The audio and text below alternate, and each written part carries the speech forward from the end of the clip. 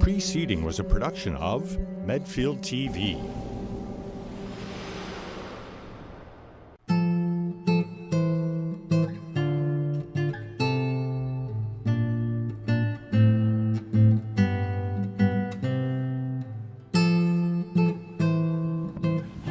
Heaven is what I cannot reach, the apple on the tree, provided it do hopeless hang, that he heaven is to me.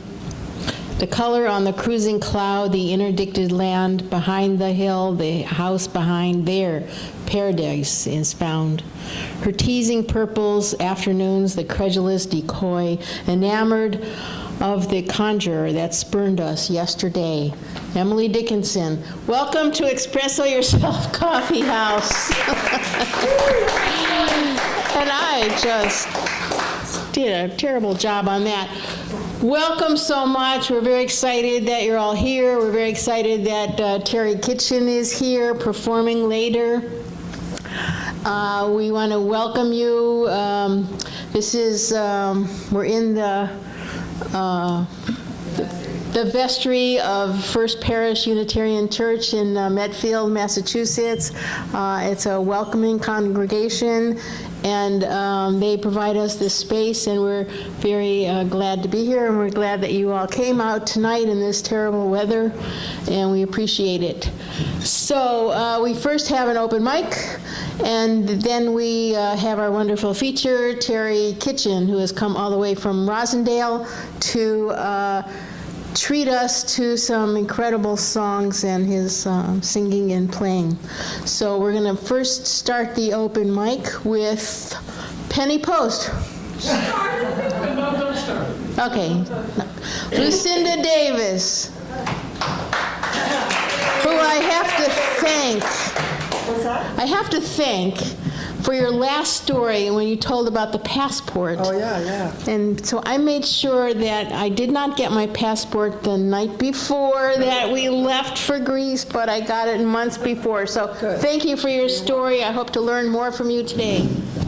We'll see. I am new to this, and I just was trying out my story with my husband and son, and at first they were like, what? How is that heaven on earth? And I had to explain my viewpoint. I won't tell you who my husband compared me to till after the story. But so in August, I went traveling with my family. I have 2 grown sons and a daughter-in-law. One son lives with his wife lives in Paris. We have another son who lives here in Medfield, and we all met in Warsaw, the 5 of us, and we traveled together. And it was a roots trip, so we could find out more about our ancestors. And first of all, just a trip like this when you have grown kids and you're all together, you're out of the house, out of town, you're out of the country. It is such a gift to make that kind of trip. Just that is like heaven on earth, I think, because it's such a real experience to be out there traveling with your family. So we were in Warsaw, we were in Krakow, and we got some great tours of the cities. My husband's family is from Krakow. We flew up to Vilnius, to Lithuania, and stayed in a hotel in a beautiful walled city, which was also just like unbelievable. But one day we had a guide. We were up there for a few days. We were going out to some shtetls, some small towns out in the countryside, and our guide took us into a town called Janiskelis, which is where my husband is from, and he had gotten in touch with the mayor. So the deputy mayor, this wonderful woman, served us tea and candy and took us around the town. Well, I don't know whether you guessed this, but it's kind of a Jewish trip. And I even said to her, are there any Jews still here? And it was like, no. But there are graveyards and places where Jews used to live and where they died. Well, so we went our guide took us to a spot that not a lot of people go to, but it's down a dirt road, and it's a forest where Jews from several towns had to gather, and they were killed, a mass grave. So we arrived, we were all there together with our guide, and it was like a pristine forest. The sun was shining through these really tall trees. There was grass, a rectangle all marked out, and just a small plaque. And we all just were there together. And one little piece that I missed was on our way down the road, my husband read us the names of maybe 15 or 20 people that he knew were marched into that forest and shot. And you might say, why heaven on earth? But I say, there I was with my family, all together, a beautiful day, the sun shining down, and we were at a grave. I mean, it was not a happy moment, but it was such a real moment, such a powerful moment that I, will always carry that with me. And that kind of moment is kind of a heaven on earth moment for me. Thank you.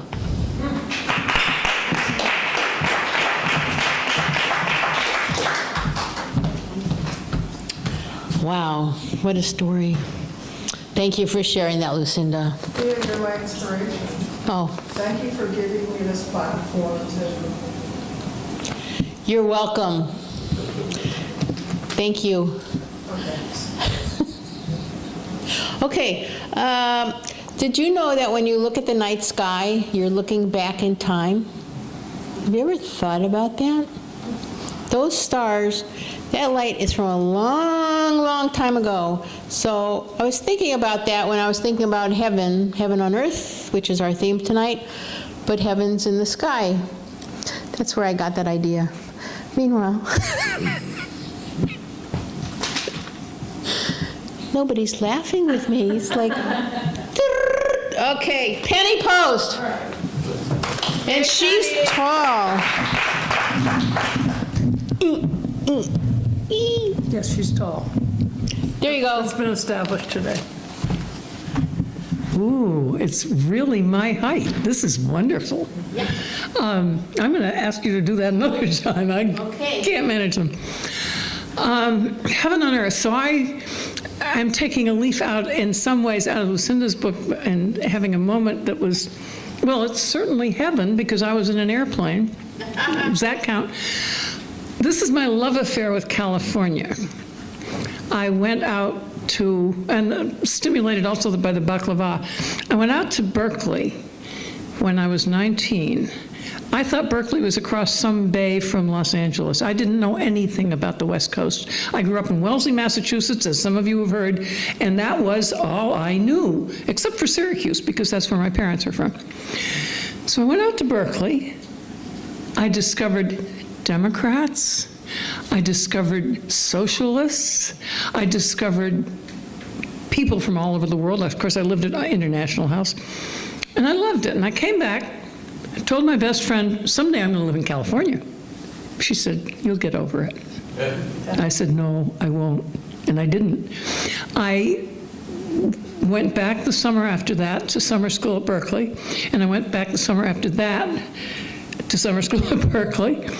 And then I went off to Europe. And then I thought, well, if I go to New York City and work for 2 years, they'll think I'm wonderful in California. So I went to New York City. Well, have any of you ever been 22? I mean, life happens. You don't always get where you intend right away. So it was about it was about 12 years later that somebody walked into a room full of people where I was at a party, and I thought, maybe this guy will get me to California. Well, it took 6 more years. We lived together in New York. We broke up. He went to the West Coast. We stayed in touch. And one day, and I went out to California a couple of times on business trips, so I was pretty cemented in my determination. And one day, on Easter Sunday, I was not in church. I was in bed asleep. And the phone rang, and it was Philip. And he said, I've been thinking we should get together to talk about getting together again. I said, okay, you're in New York. I'm in New York. You're in San Francisco. What do you suggest? St. Louis? Well, we tried to plan for Nantucket, and that didn't work out because he canceled 3 days before we were supposed to go there. And I thought, he's pulled the rug out from under me before, and he's doing it again. Maybe this is just destined not to work. But since he wasn't coming east, I went west. I went out to California, came back, packed up my entire life. I rented the apartment, I sublet the apartment, I packed up my furniture, I put some things in storage, I put some things, sold things to my friends, gave away other stuff. And finally, I was all done and packed up, and it was a Monday, and the movers were supposed to be there. And I waited, and I waited, and I waited from 9 o'clock till 6 o'clock, till 10 o'clock, no movers. The next day, they'll be there, for sure, I thought. Same thing, 9 o'clock in the morning, 10 o'clock at night. This went on for 5 days. And when they finally came, and they finally took my things away out to California, I got on the airplane, and the movie they were showing was Bound for Glory. And I saw Woody Guthrie taking his guitar on his back and walking west out of New York City, away from the television, away from the radios, away from all the corporations that wanted him to do their bidding, and he was free. And I have never been so happy with a movie in my life. I was bound for glory myself, and I found it for 30 years in California. Thank you.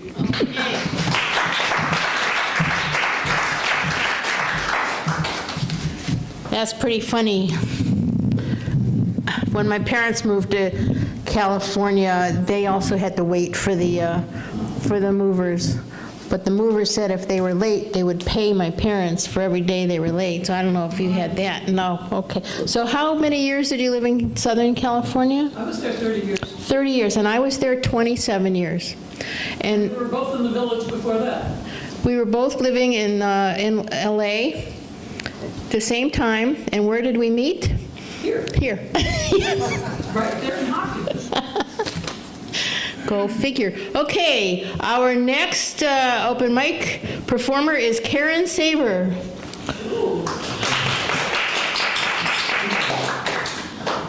And she's going to, oh, okay. It's Karen Sauer, actually. That's okay. So I'll start here. I'm moving over to the piano. And Lucinda? Yes. I'm glad you told that story because I wished I would have had a song to go with what happened at the synagogue. But thank you. No, I thought of that too. I thought of that. But you brought it around, yeah. And Penny, oh, well, I'll get to that. So, Heaven on Earth. I grew up in Redwood City, California, in Northern California.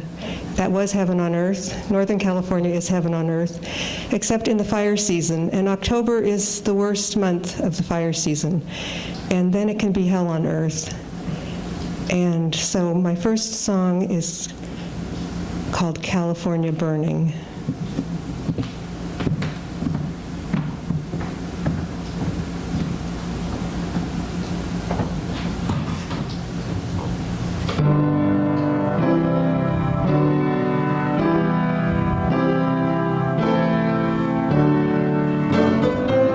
California's burning, the beautiful state where I was born, and I mourn the loss of the green and the golden.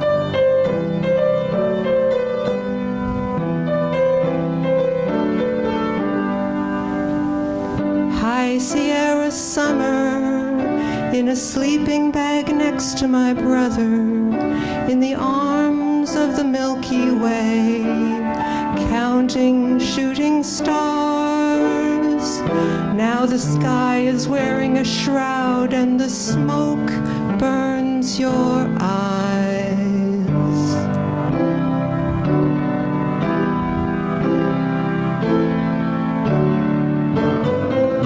California's burning, the beautiful state where I was born, and I mourn the loss of the green and the golden.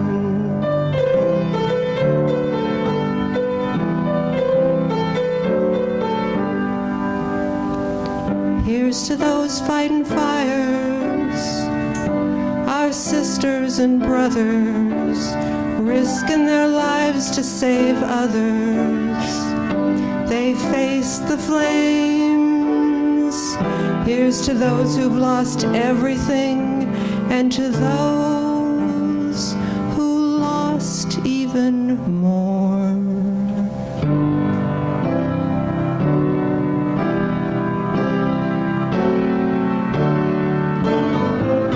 California's burning, the beautiful state where I was born, and I mourn the loss of the green and the golden.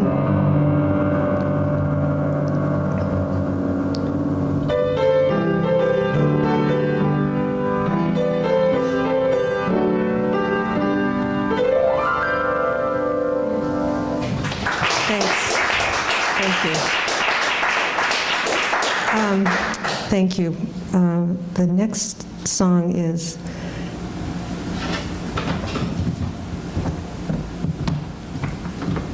Penny.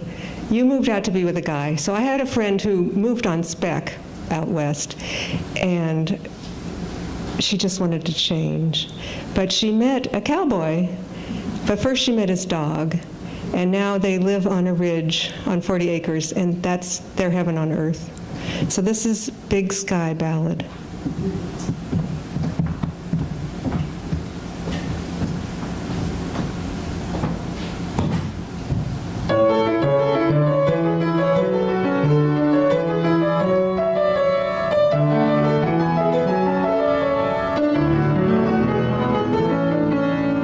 She was sitting on the fire escape, singing a song to the moon, serenading her slice of sky with a goodbye tune. At daybreak she headed west, pursuing a broader view. Blue lines linked the small towns, but she was just passing through. She was a city gal, he was at home on the range. He didn't even know he was lonely. She was ready for a change.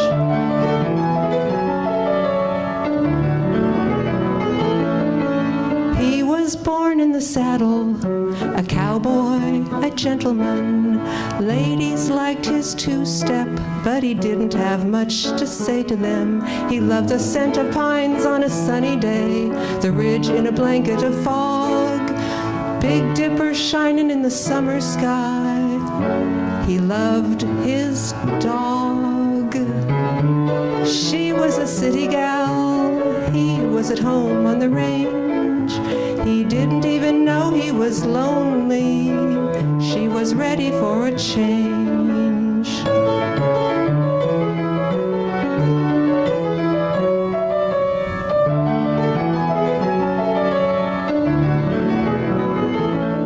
It's the kind of place where the dog waits in the back of the pickup truck. Girl greets dog, dog wags tail, boy meets girl, he's thunderstruck. They start talking and they talk some more. He never met a gal like this before. He looks at her, looking at him. Something is about to begin. He says to himself, better take it slow. But his heart is hollering, yippee-ki-yi-yo. She was a city gal, he was at home on the range. They met by chance among the cars. Now their days fly by under wide open skies, and every night they count their lucky stars.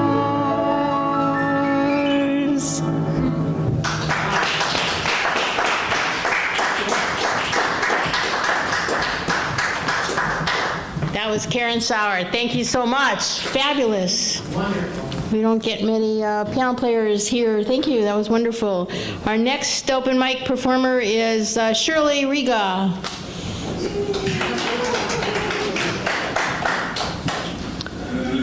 I think that's the right height.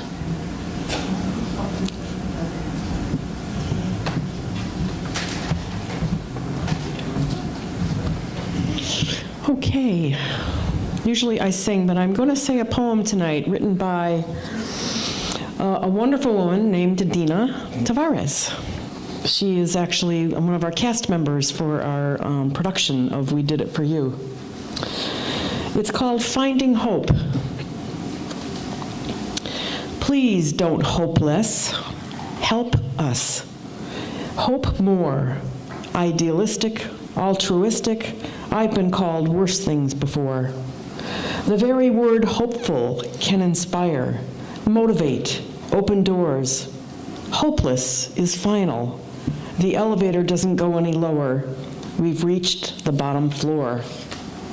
Hope is eagerly waiting with bated breath that answers and solutions will soon arise. The lack of hope will not let anything living thrive, better yet survive. Lungs and hearts are crushed by hopeless bricks, though there are hope-filled hacks and hopeful tricks. There are many cancers that hope has kicked. Hopeless never won awards, never saw what was behind unopened doors. Hopeless never found new paths, new roads to follow. For hopeless, there was no tomorrow. But hope will tread a different route. Find the light, not block it out. Even under layers of wood and dust, slabs of concrete, stand up and walk upon broken feet. This hope, it lives inside us all. Wake up, shake off the dust, break down those walls. Preconceived notions, stereotypes, assumptions will only divide. Put it all out there, and then nothing can hide, or break, or crack. The earth around us, rumble and shake, everything that grounds us, creating a fissure, a rift, a crevice. For without hope, we are all lost. A hopeless world will swallow us whole, flush all of our dreams right down the bowl. Please don't hope less. Help each other and hope more. Isn't that beautiful? Yeah.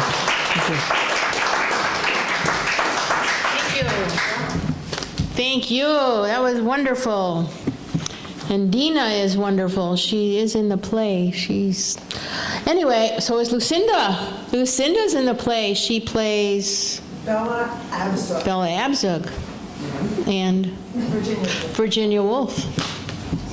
Anybody else? Not yet? Oh, Susan.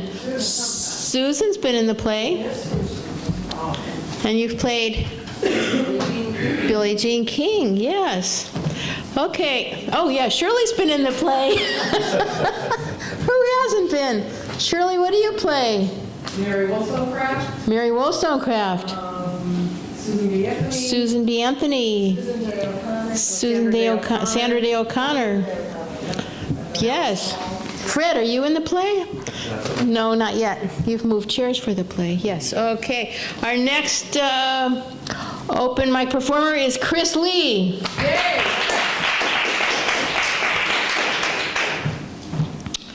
While he's setting up, do you know that there is a diamond that's the size of a planet in Centaurus? And you know what they call this planet? What? What? Lucy. From what? Lucy in the Sky with Diamonds. Lucy in the Sky with Diamonds. Yes, that's why they call it Lucy, because it's a diamond. It's a planet-shaped diamond, a planet-sized diamond. Okay, let's hope that Chris gets here soon and gets me out of my misery here. Do you want this mic? Do I want what? No, this is fine. This is fine? Yeah, they were all fine. Okay. He knows how to handle the mics. Yeah, I've done it a few times. You give them a slap and they behave.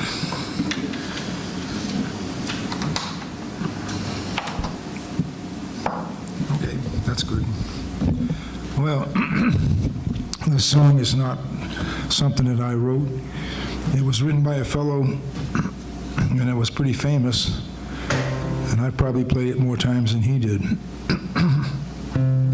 I played this every gig, every night for years and years and years, thousands of times. But there's a story, and I'll give you that.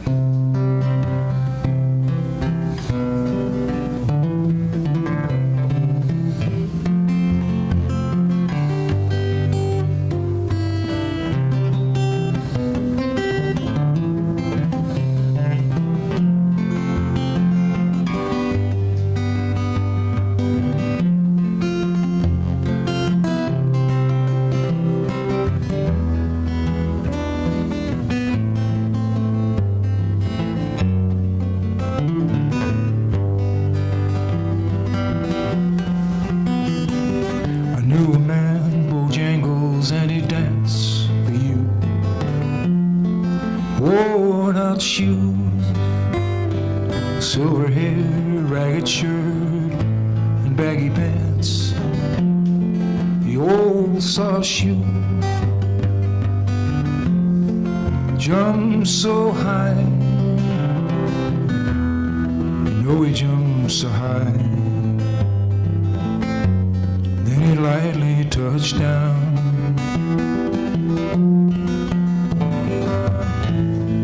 Mr. Bojangles,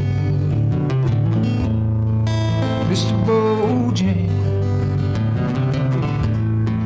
Mr. Bojangles, won't you dance?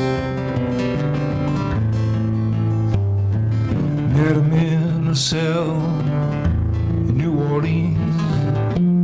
I was down and out, looked to me to be about the eyes of age, spoke right out, talked of life. You know he talked of life. Then he laughed, slapped his leg and stepped, said the name Bojangles, he danced a lick across that cell, grabbed his pants, a better stance. He jumped so high, clicked up his heels, let go a laugh, let go a laugh. Shook his clothes back all around.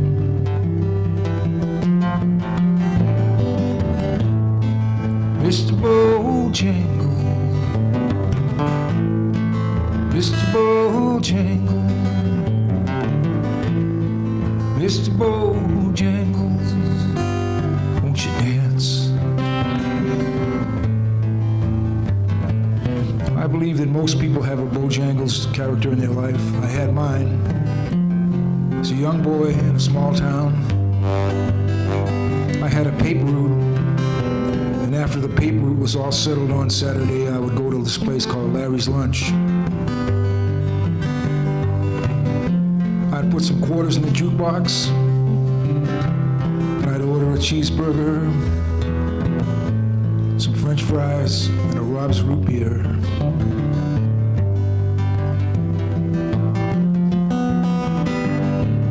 There was a little cook in here, his name was Shadow. He had danced on Broadway and in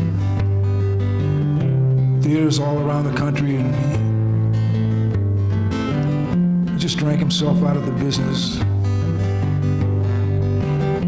But between the cheeseburgers and the French fries, with his stories, he would take me to places that I could only dream of. Bright lights, Broadway, tears streaming down his face. He showed me that you could do what you wanted to do with your life. So this is for the Shadow, wherever he's dancing tonight. He danced for those in minstrel shows, county fairs throughout the South. Talked with tears of 15 years how his dog and him had traveled all about. His dog up and died. Dog up and died. 20 years he's been grieved.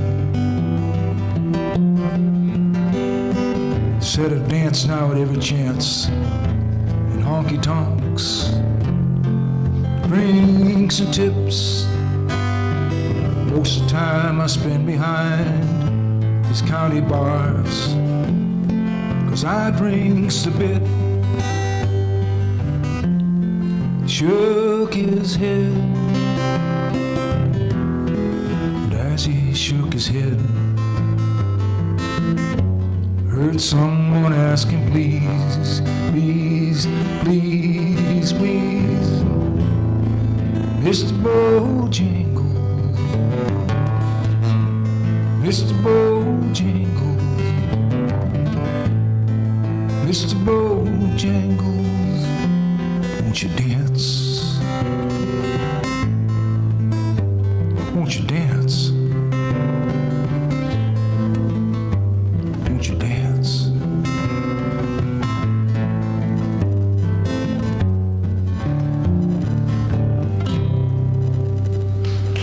Thanks so much. I don't want to run over on time. The story goes on a little longer than that, but I cut out some of it. But I will say this, that at a senior citizens Christmas party years later, 25 years after that it took place, a woman approached me as we were packing up, and she said, is that song true, that story? And I said, yeah. Who could make that up? And she said, did you really know Shadow? And I said, yeah. She said, well, nobody knows him. She said, but he was my brother. So, well, can I do one more? Or we got time? I don't want to run out of time here. Sure. Okay. This song was, I'm not really prolific. What do you think, Kara? What would you like to hear? Oh, the one I was doing before? I wrote this at a time in my life when I was really in conflict. And we won't go there, but it was a pretty rough time. And this was an attempt to make sense out of a whole bunch of things. I was but a little child, raised to be both meek and mild, to share with those less fortunate than I.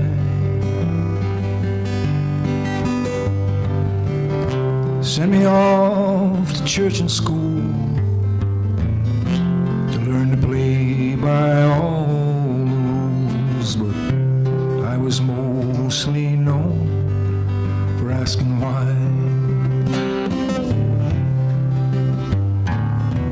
Our house had an open door,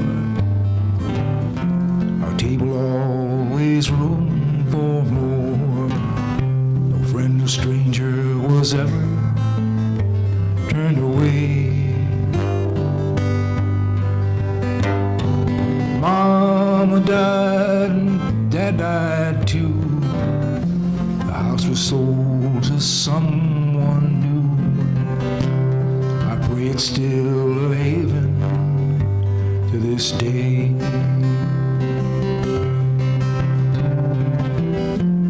In the words of a wiser man, life's what happens when you've other plans. Funny how life works out that way.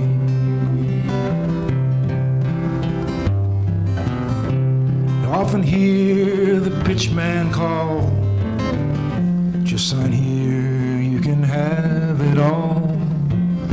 Cons of a lifetime written guarantee. And every time I turn my head, found to my dismay instead. Nothing in this life is really free.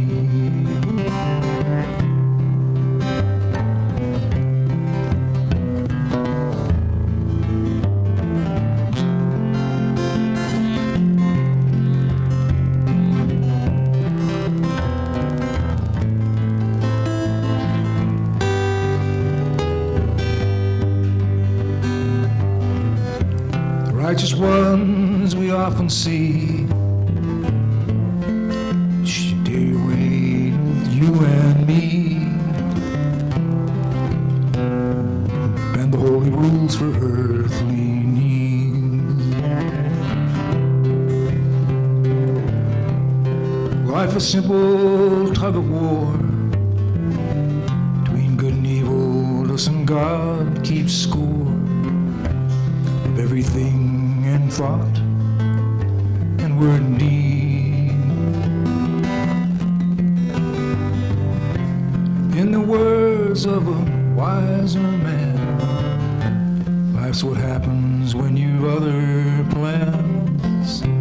Funny how life works out that way. You may find a love of the rarest kind, one most people never find, one you know will always stay.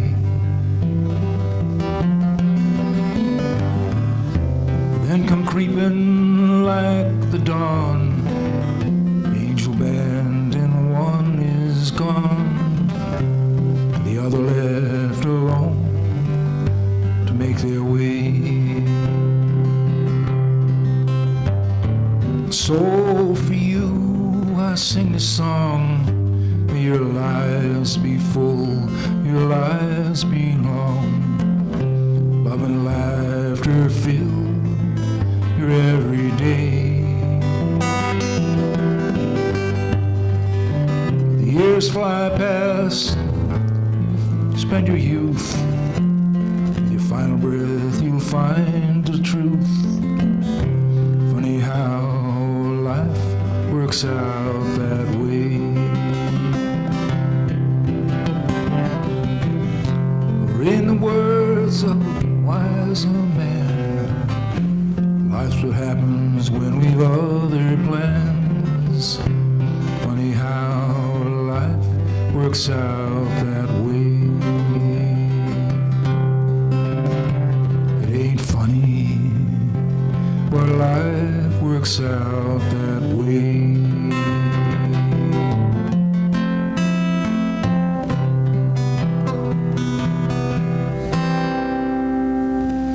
Thanks so much. Mai sail, much white light to you all. Thank you. Thank you, Chris. Oh, you're very welcome. Thank you. Thank you. Well, what did you do to the mic? Yep, okay.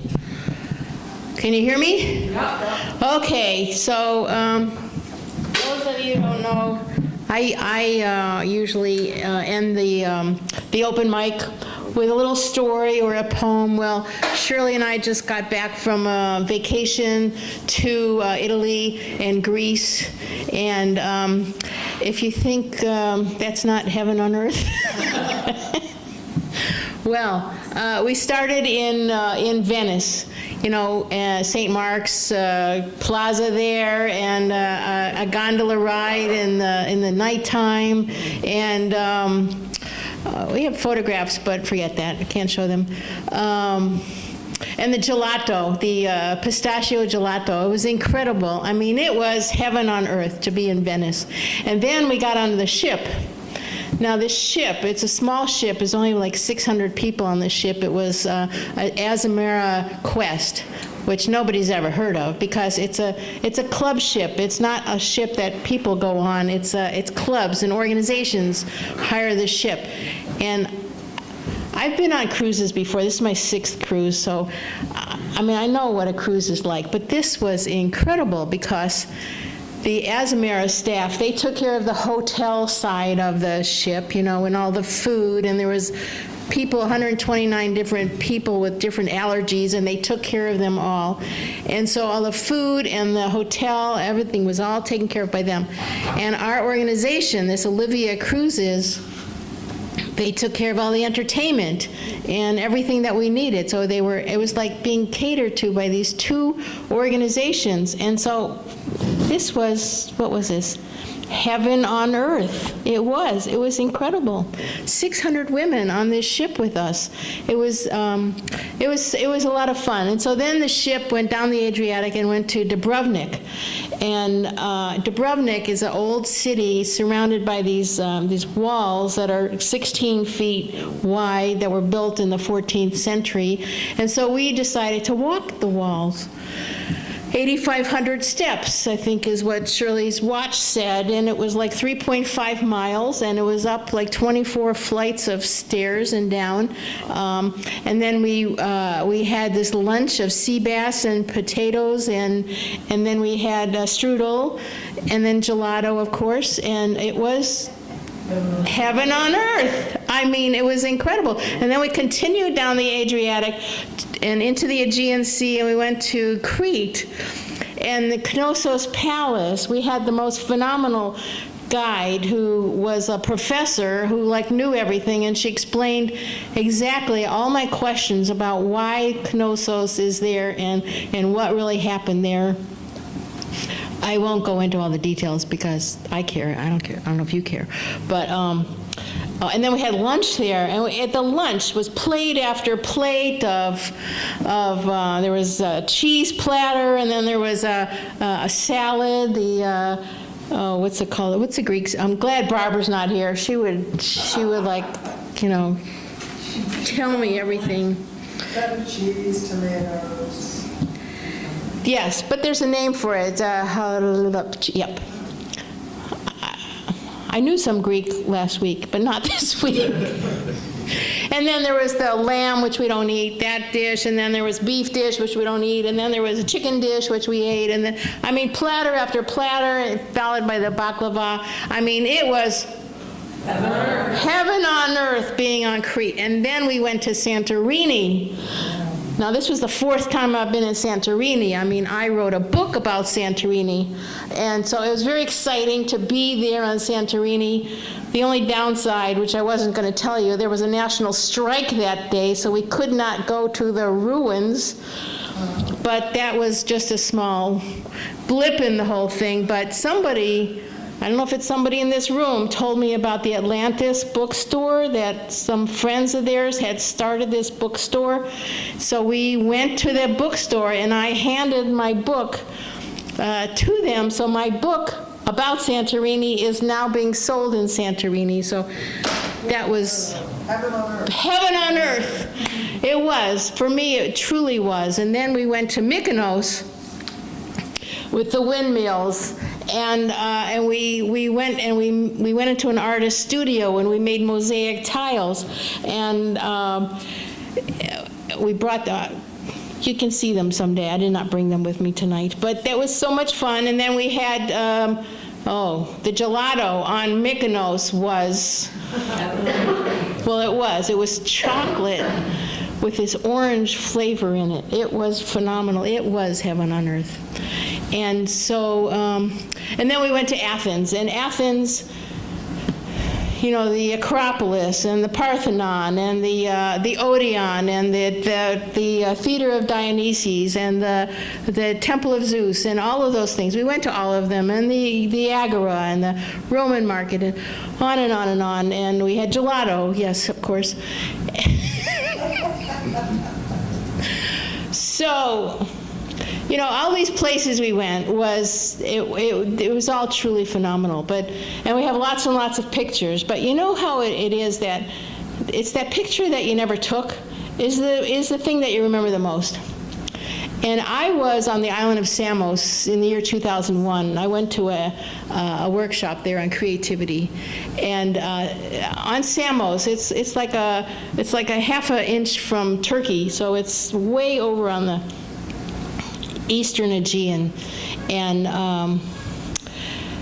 we were in this small village called Agos Konstantinos, and Agos Konstantinos has two roads. One road across the top there where the buses go by, to go back and forth between the other towns, and then there's one road, a street that goes down to the beach, and all the shops are along the beach there on this one road there, and that's the whole village. And every morning we would go and have breakfast of Greek yogurt and honey and cereal, sitting, it's on the beach. I mean, all the restaurants are right along the beach there. And one night that I was there, I went to the bar on the beach.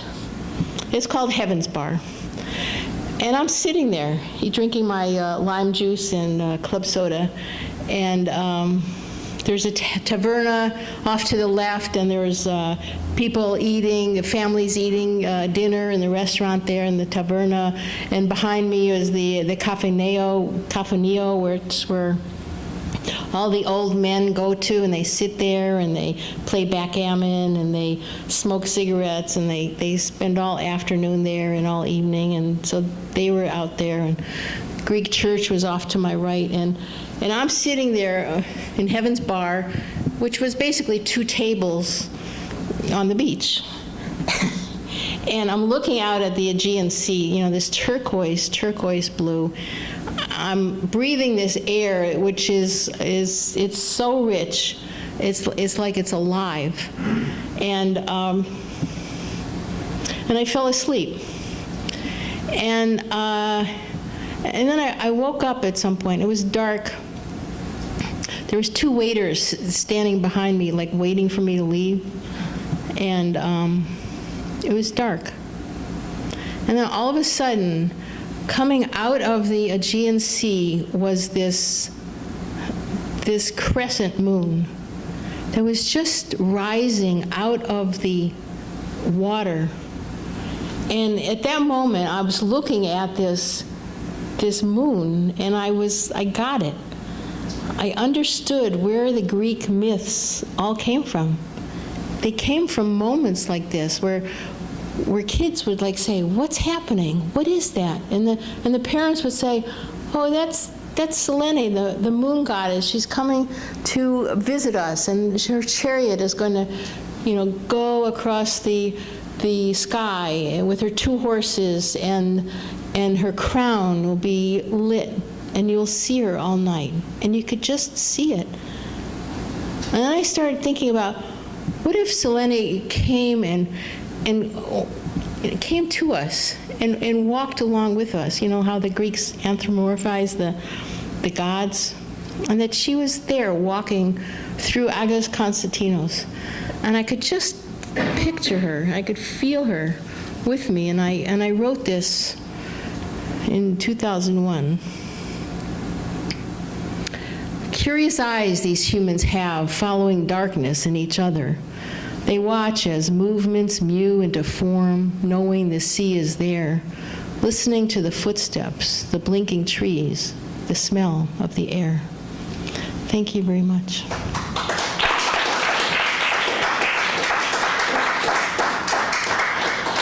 We're going to take a short break, and then we are going to welcome Terry Kitchen. So thank you so much for joining us tonight.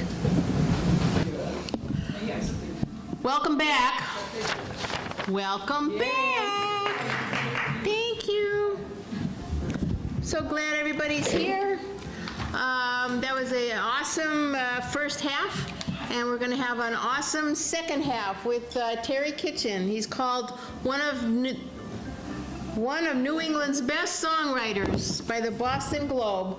Award-winning contemporary folk singer, songwriter Terry Kitchen writes songs that are portraits of ordinary people and emotions captured with extraordinary compassion, honesty, and humor. I have jet lag. What can I say? His latest CD, The Quiet Places, has been heard across the U.S. and Canada, and one of its tracks reached number 8 on the National Folk DJ chart. He's done lots of things. He's performed lots of places. He's but never in Medfield. This is his first time in Medfield. Please welcome Terry Kitchen.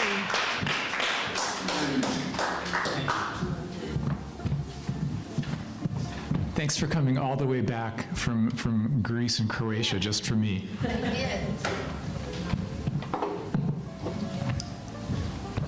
There might be a little pop. Watch out. Good. Thanks.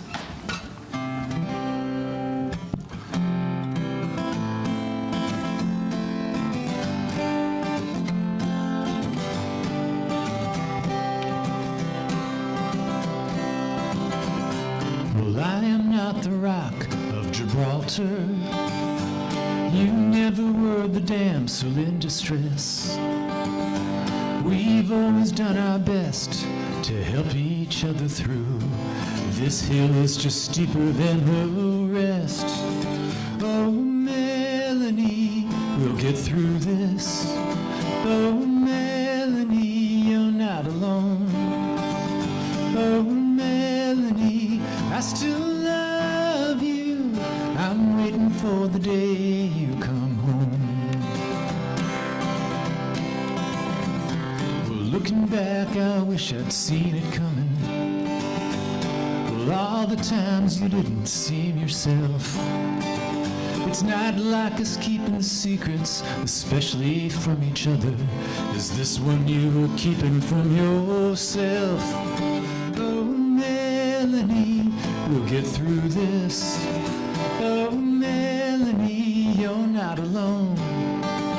Oh, Melanie, I still love you. I'm praying for the day you come home. The door is always open, the light is always on. I'll never give up hoping you'll find yourself and find your way back home. La-da-da-da-da, la-da-da-da, la-da-da-da-da-da-da-da, la-da-da-da-da, la-da-da-da, la-da-da-da-da. Who doesn't need a candle in the darkness? Who hasn't taken shelter from the storm? Oh, none of us is perfect, none of us is blameless. No shame in being human after all. Oh, Melanie, we'll get through this. Oh, Melanie, you're not alone. Oh, Melanie, I still love you. I'm living for the day you come home.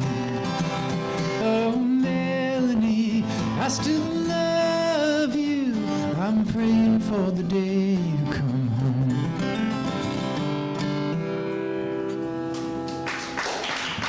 Thank you. Thank you so much. Well, I do appreciate you guys coming out on such a rainy night when there also happens to be a World Series game. I mentioned to a couple of people earlier that back in the 80s, I played in a rock band in Boston, and we had a gig during one of the games of the '86 World Series, and not even the whole band showed up. So it is definitely a challenge. The band was called Loose Ties. We were in the 1986 BCN Rumble. We got our butts kicked by Gangrene. I mean, you can't argue, with the poetry of a band name like Gangrene, right?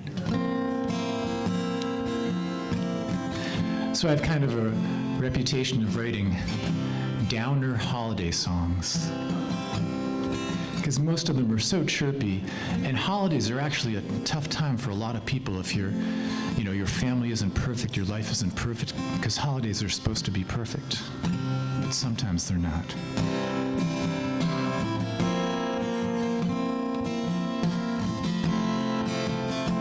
I was so messed up the night we met in your cousin's basement, both avoiding all that holiday cheer. I'd just been dumped by my first love. I was fragile as an eggshell, and you laughed 'cause I looked so sincere.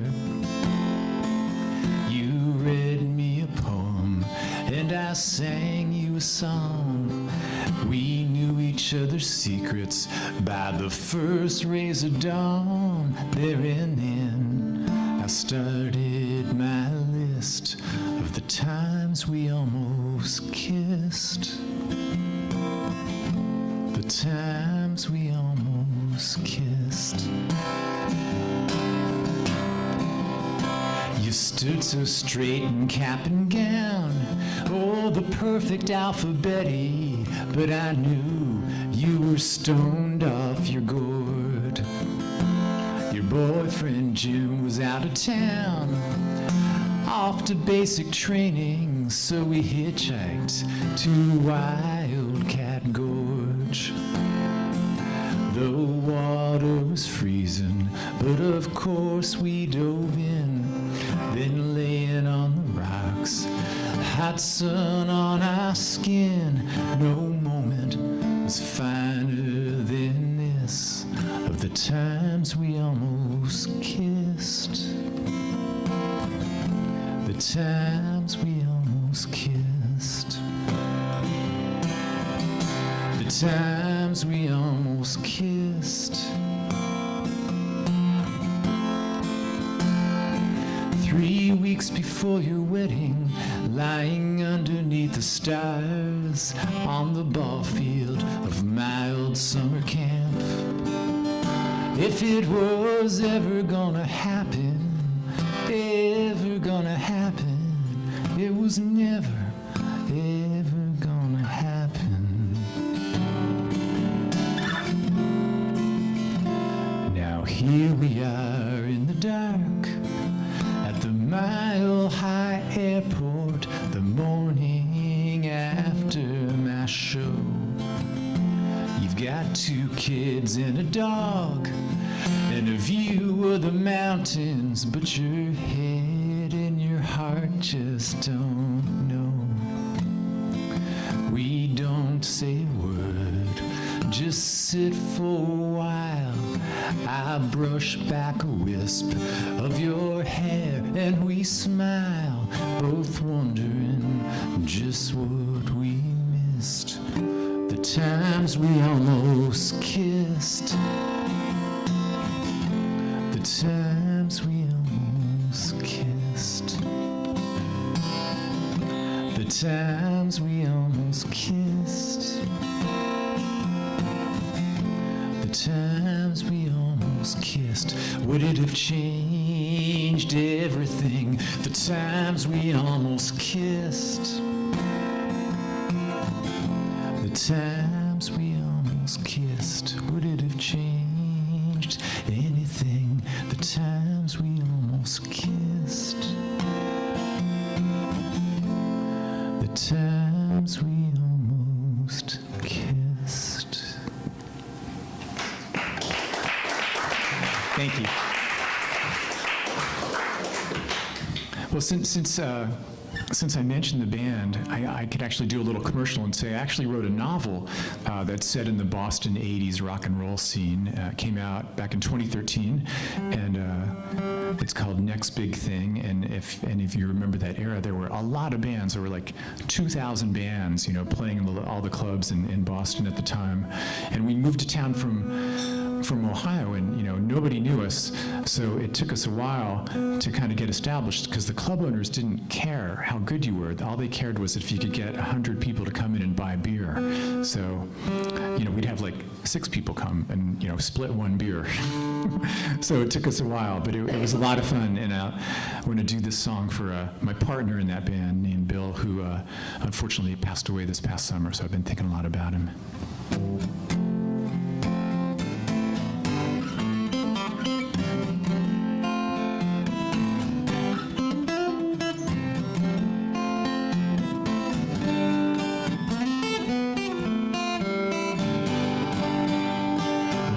Be John, you be Paul.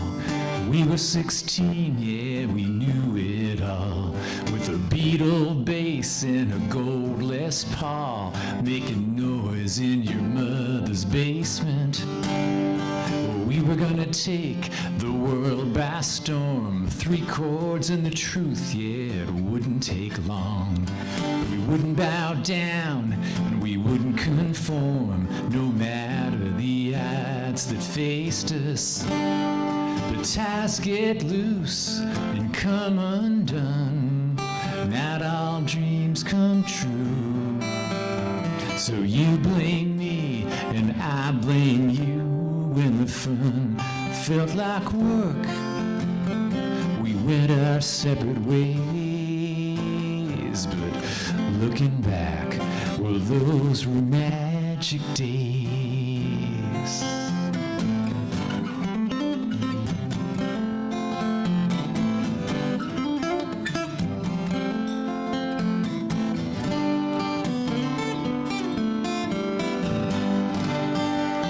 You be Mick, and I'll be Keith, playing at Westmore on New Year's Eve. With our glam rock clothes, people couldn't believe they were still in the middle of Ohio.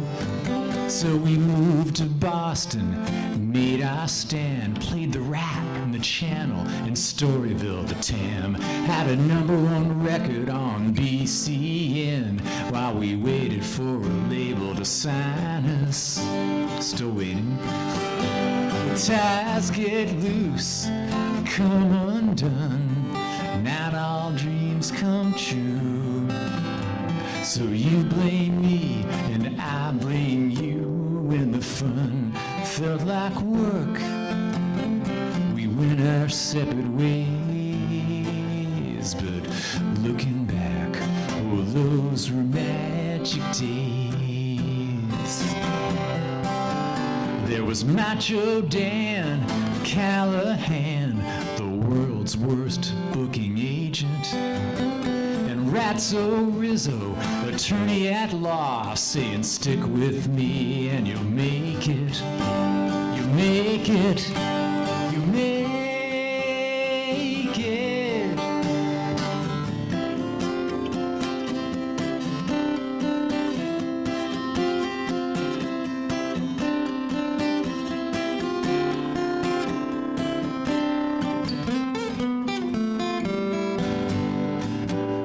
Was hard for me to understand you could want more to life than a rock and roll band.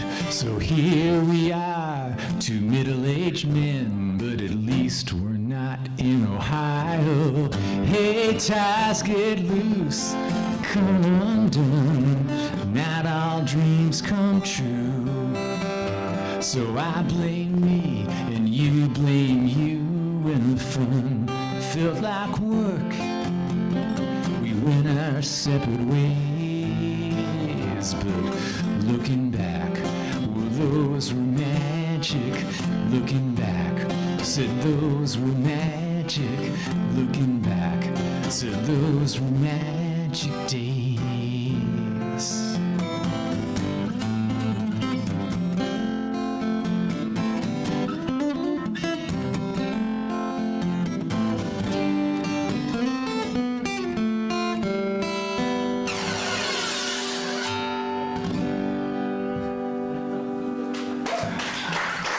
Thank you so much.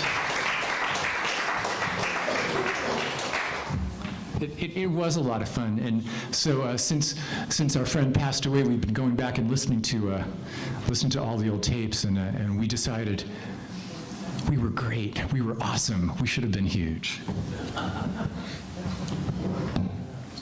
It's not too late, so keep your eyes open for our next hit single. Yeah.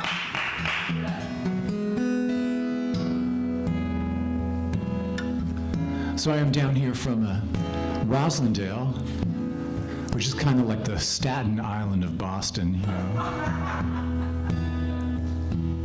It's a true story. Started in the parking lot of CVS drugstore, like so many of life's great moments. So this woman left her lights on and her car wouldn't start. I had jumper cables in my trunk, but I was late and it was raining. I was wearing my good suit. I said, sorry, but I have to run. I rolled back up my window. I started to pull out. And I heard my conscience whisper to Miss Rand, life is hard enough, time is short enough, hearts are scarred enough from the hurting that we do. Love is scarce enough, joy is rare enough, we're all strong enough to help each other through. Today you might need me, tomorrow I'll need you. So let's not turn away, life is hard enough.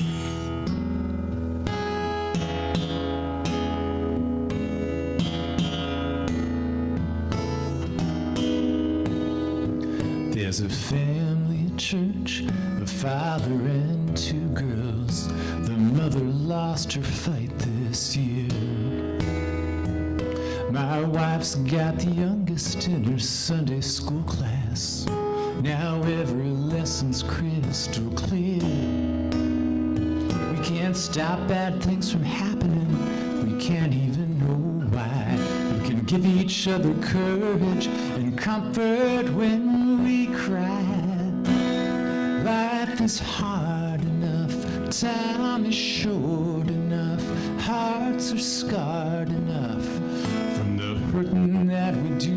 Love is scarce enough, joy is rare enough, we're all strong enough to help each other through. Today you might need me, tomorrow I'll need you. So let's not turn away, life is hard enough.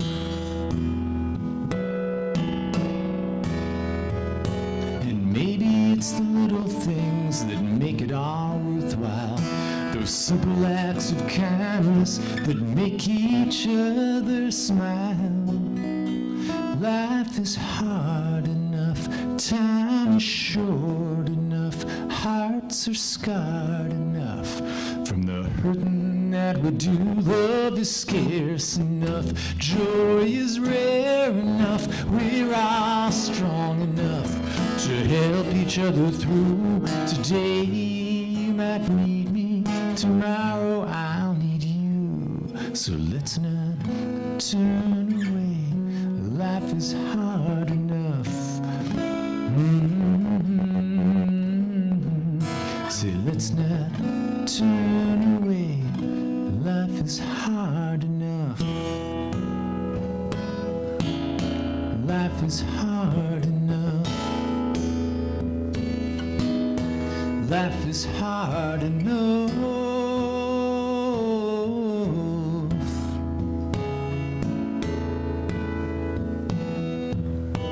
Life is hard enough.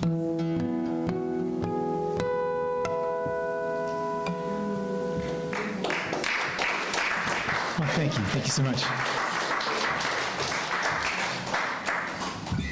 So this is a rare, non-depressing song of mine, so. Did you pick the theme? I did.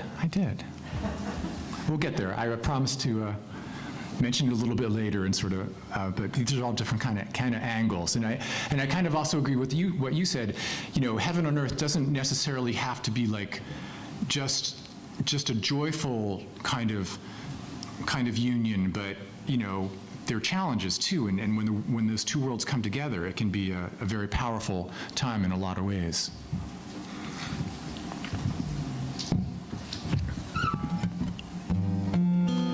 But this particular one, happens to not be depressing.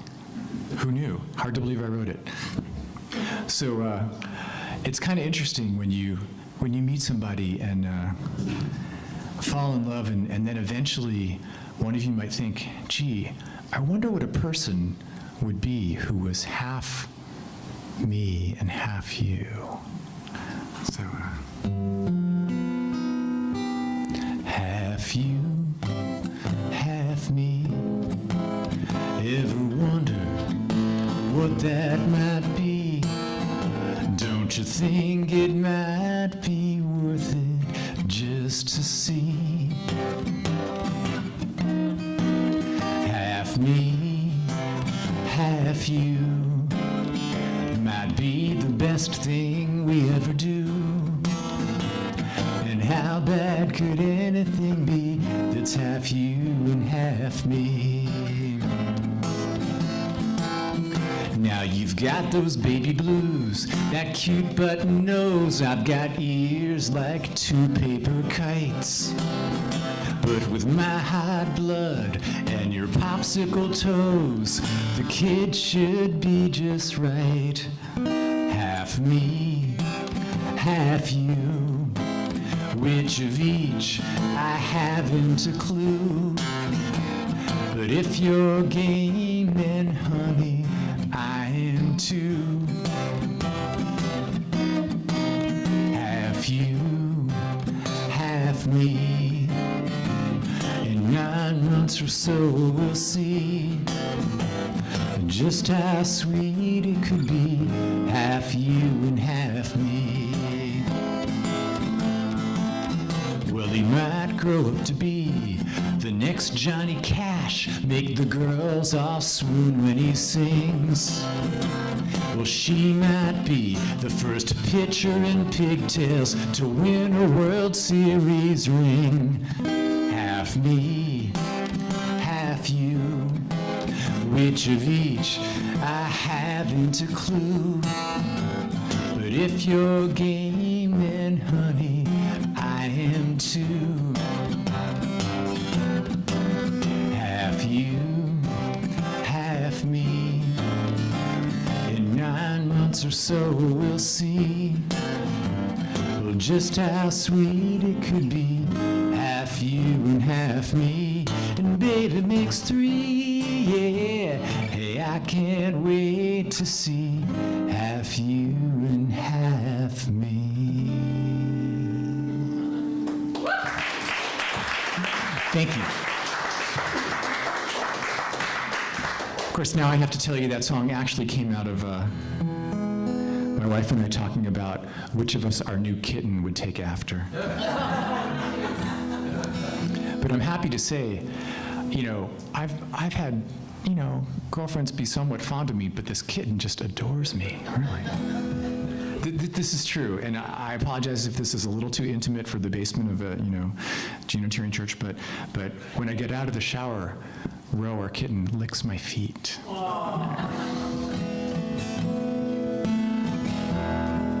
Normally, you have to pay good money for that.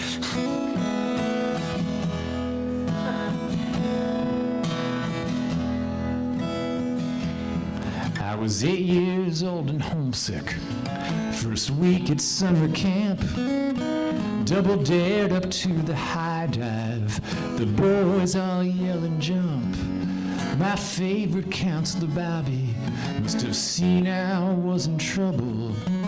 He climbed up on the ladder, put his arm around my shoulder. He said, I think you can do this, and you know it's okay to be afraid.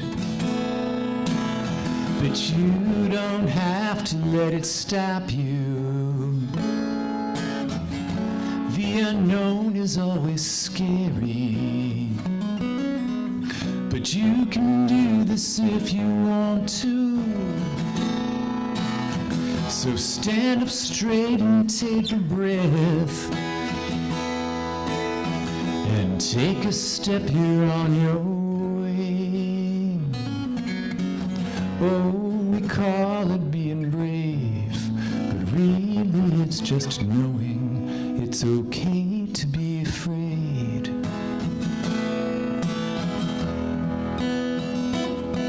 Well, it's been 20 years now since Bobby said those words, and I've traded in the Boy Scouts for the Army Reserve, and I'm landing at this airport in a country far away, and they're issuing live ammo, and there's bombs bursting every day. And when my sergeant talks, I kinda wish he'd say, it's okay to be afraid. but you don't have to let it stop you. The unknown is always scary, but you can do this if you have to.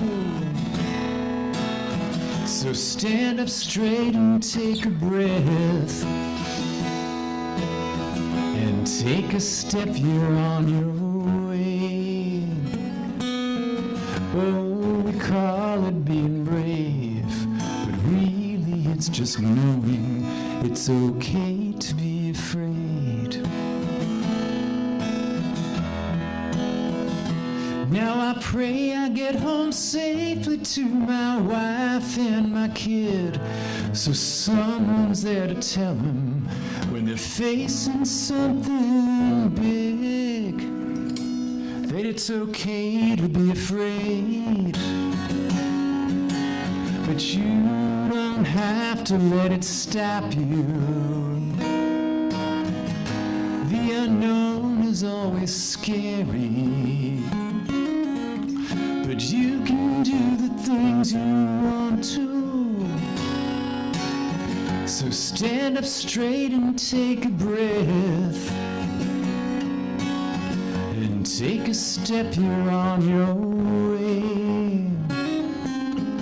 Oh, we call it being brave, but really it's just knowing it's okay to be afraid. Yes, we call it being brave, but really it's just knowing it's okay to be afraid.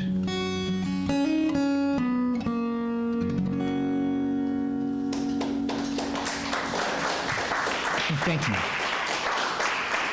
Thank you so much.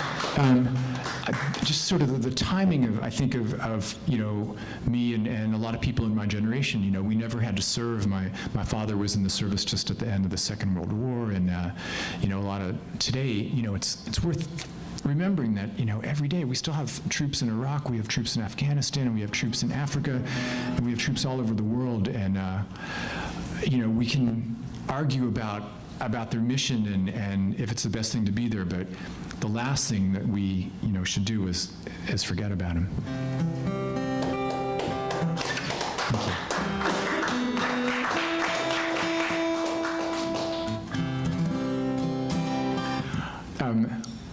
So it was mentioned earlier that a song from my new album made it up to number 8 on the National Folk DJ chart, so it's kind of exciting. It's my first top 10 single, things that I have in common with Paul McCartney, this is, So this is the first cut off the new CD, and it's called Enjoy It While It Lasts. And if you guys get the hang of any of these choruses and you want to sing along, I know we've got some great singers out there, so please do join in. And we even have a dance floor.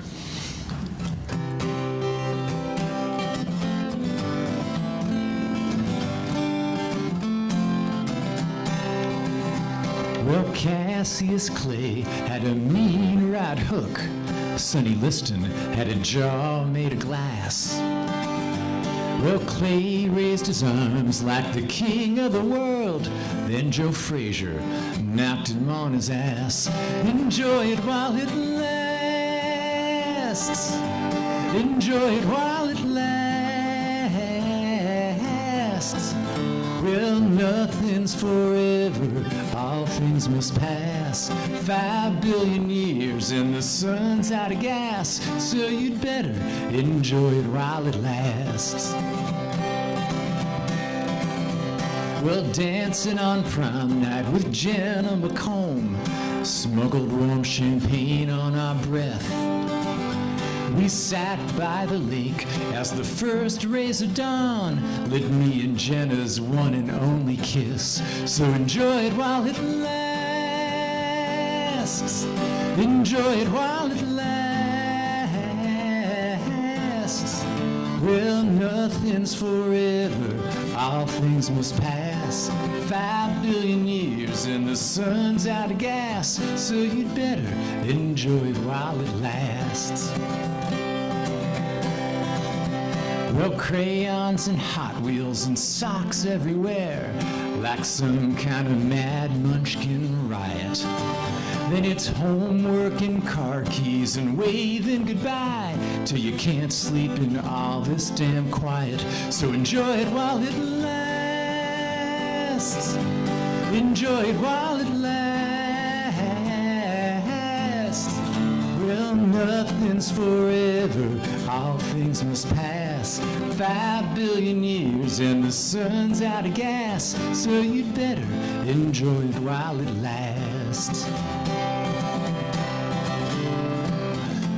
So glad I get to do so much of this with you.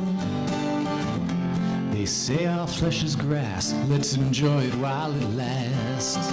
One more time. Enjoy it while it lasts. Enjoy it while it lasts. Well, nothing's forever, all things must pass. 5 billion years and the sun's out of gas. So you'd better enjoy it while it lasts. Yeah, we'd better enjoy it while it lasts. Enjoy it while it lasts.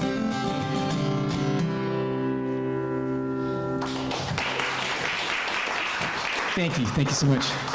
And I'll just mention that that on the album, I'm joined by a mandolin player named Bob Harris, who lived for years and years down in Nashville and recorded with Johnny Cash on some of Johnny's albums. So it was quite an honor.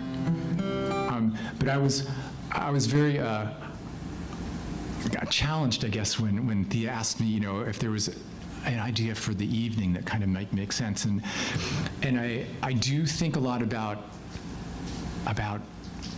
different aspects of what heaven means to different people, because I personally am an atheist, and it doesn't mean that you're not a spiritual person or that you're not appreciative of life. It just means that you don't necessarily, share the same kind of, Christian faith in like an all-powerful God or whatever. So I was at a folk festival called the Falcon Ridge Festival, and there was a song swap called the Gospel Wake Up Call, and everybody was, going around doing these great gospel tunes. And I thought, well, what we really need is a kind of a sing-along hymn for atheists and agnostics. So I wrote this song for that occasion, and it is in fact called Heaven Here on Earth. So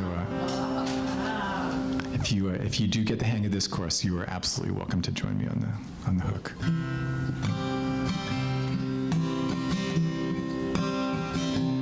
I don't know if there's a God up in heaven. I don't know where we go when we die. All I know is I'm here and I'm grateful for each day that I'm alive. I look around and I see so much beauty. Well, everywhere I turn, and each new day I'm reminded how much there is to learn. So here is the faith that I carry in my heart for what it's worth. We don't have to wait for heaven. We've got heaven here on earth. I said we don't have to wait for heaven. We've got heaven here on earth. And each blade of grass is important and depends on each drop of rain. And each one of us has our story, but yet we are all the same. We all want what's best for our children. We comfort of friends. We all need to trust through the winter that spring will come again. So here is the faith that I carry in my heart for what it's worth. We don't have to wait for heaven. We've got heaven here on earth. I said we don't have to wait for heaven. We've got heaven here on earth.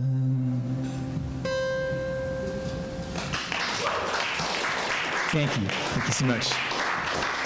So, like, time for like one or two more seem about right, or? Okay, great. Well, I thought, you guys have been so good picking up the choruses. Maybe if I did a song that you guys actually knew, we could really see what happened. So a bunch of local Boston area musicians who were all Rolling Stones fans got together and did an album of Rolling Stones covers. And the one I did, which is I think the prettiest song that Mick and Keith ever wrote, is called Ruby Tuesday.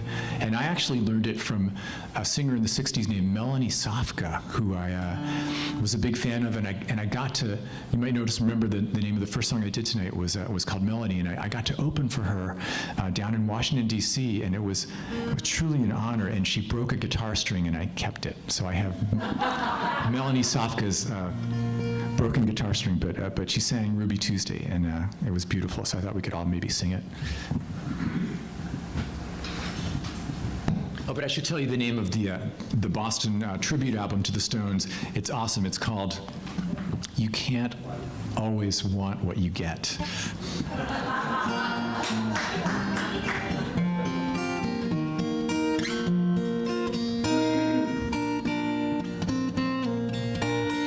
Well, she would never say where she came from.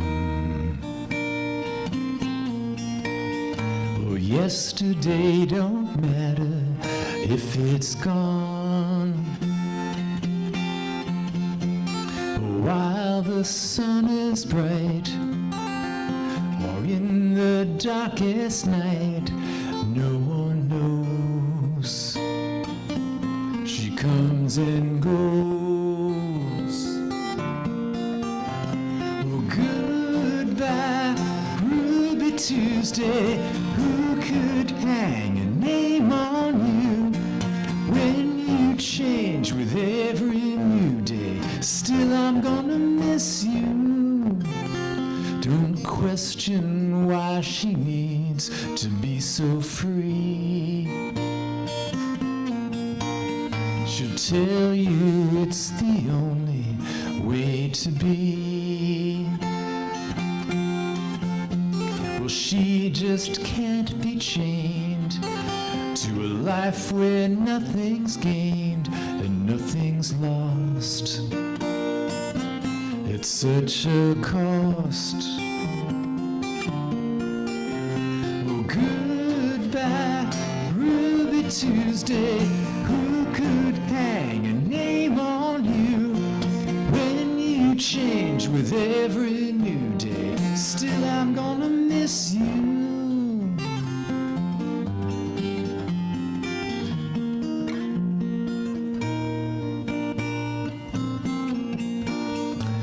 There's no time to lose, I heard her say.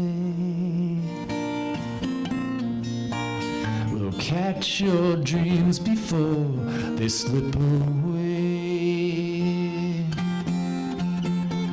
Well, dying all the time will lose your dreams, and you will lose your mind to life unkind. Goodbye, Ruby Tuesday. Who could hang a name on you when you change with every new day? Still, I'm gonna miss you. Oh, goodbye, Ruby Tuesday. Who could hang a name on you change with every new day. Still, I'm gonna miss you.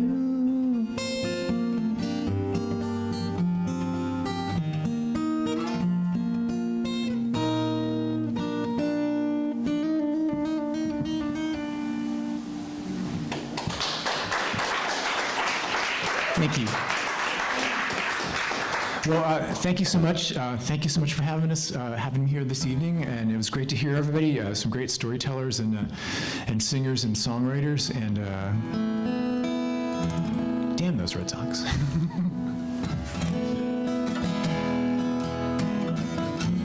So I've been writing songs since about fifth grade. I don't think I actually peaked until around junior high. But it's some people keep journals and do other things, make movies or whatever it might be. But just for me, it tends to be writing songs. And there are other songwriters who are more famous, and I'm happy for them.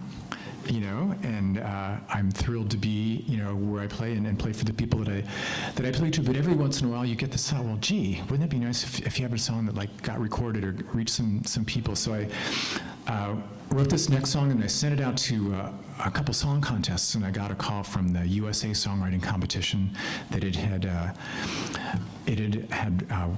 won their competition, which was kind of fun. I got a call from the Mid-Atlantic Song Contest saying that it had won one category, and did I want to come to their big awards presentation down in DC and come perform it for the audience. And so I hadn't won anything since I was honor camper at my summer camp, so I figured I should do this.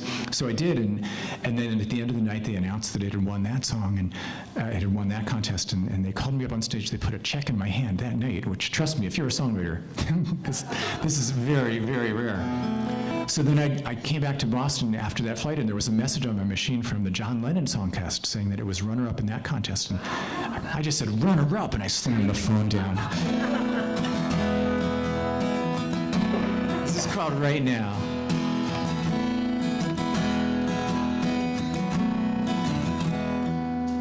At this very moment, someone somewhere is tasting their very first kiss, and someone is making a sacred vow and taking her hand in his.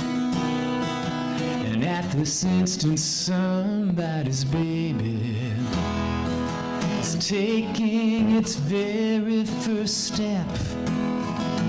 And off to the east, there's a new ray of hope and a beautiful globe to the west.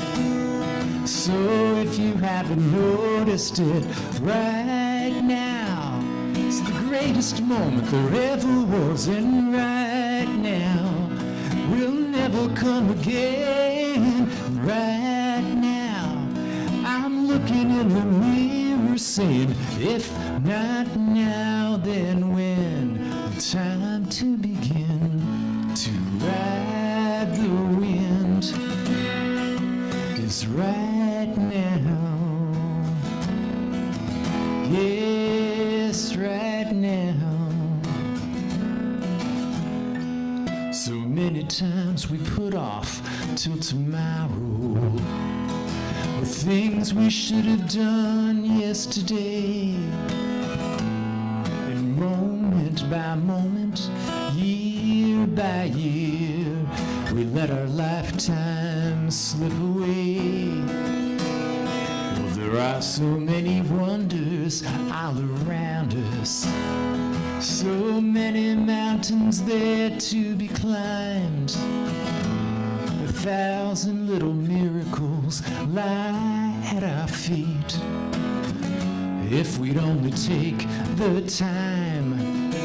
So if you haven't noticed it right now, it's the greatest moment there ever was, and right now will never come again.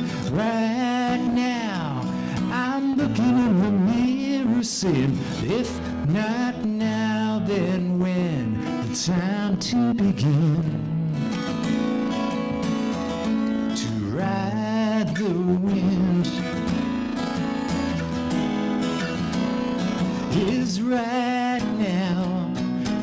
greatest moment forever was, and right now will never come again. Yes, right now I'm looking in the mirror saying, if not now, then when? The time to begin to ride the wind is right now. Right now. So if I sing right now, you guys can sing. Well, I said right now. Well, come on right now. Well, yeah, right now. Well, come on right now. Right now. Big finish. Right now. Right now. Yes, right now. Right now.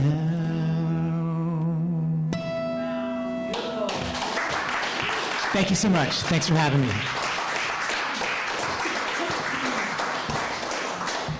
Thank you.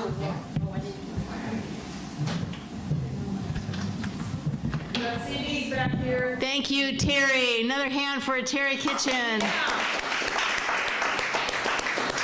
Yes, he's got CDs back there. Let's buy some. I know I want to get some. Thank you so much. Next month we will have Rick Joust here, another singer-songwriter, and his theme is gratitude. Makes sense for November. So thank you all for coming tonight, and have a safe travels home. Should we vote? Yes. Vote. Please vote. Everybody get out and vote. Make a pledge to vote. Please vote. Thank you so much, everybody. Yes on 3. Yes on The preceding was a production of Medfield TV.